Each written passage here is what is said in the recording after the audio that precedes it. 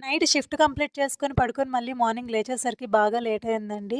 అందులోని మా బాబు పనులన్నీ అయ్యేసరికి ఇంకా లేట్ అయింది. ఇంకా చారు, కూర ఇవన్నీ వండాలంటే ఇంక ఏ రెండో, మూడో అయిపోతుందని ఫ్రిడ్జ్‌లో ఏమున్నాయా అని చూస్తే నాకు ఈ బెండకాయలయితే దొరికాయి.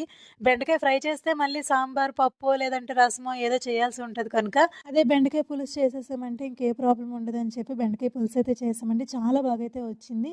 ఏం లేదండి ముందు బెండకాయలని చక్కగా తుడుచుకొని ఒక క్లాత్‌తో ఆ తర్వాత వాటిని చిన్న చిన్న ముక్కలుగా కట్ చేసుకొని ఆయిల్‌లో అయితే ఫ్రై చేసుకోవాలి. ఆ తర్వాత ఉల్లిపాయలు, మిరపకాయలు, మెంతులు, జీలకర్ర ఇవన్నీ వేసి తాలింపు పెట్టుకున్న తర్వాత కొంచెం టమాటాలు అందులో యాడ్ చేసుకొని అవి మగ్గే వరకు ఉంచి ఉప్పు, కారం, పసుపు వేసుకొని ఆ తర్వాత ఆల్రెడీ ఫ్రై చేసి పెట్టుకున్న బెండకాయ ముక్కల్ని కూడా యాడ్ చేసుకొని కాసేపు మగ్గనివ్వాలి. ఆ తర్వాత కొంచెం చింతపండు రసాన్ని కూడా ఆ కర్రీలోకి యాడ్ చేసుకొని కాసేపు మీరు ఉడకనిస్తే చాలు బెండకాయ పులుసు రెడీ. ఇలాంటి సింపుల్ రెసిపీస్ కోసం మన ఛానల్‌ని సబ్స్క్రైబ్ చేసుకోండి. ఈ వీడియోని లైక్ చేయండి.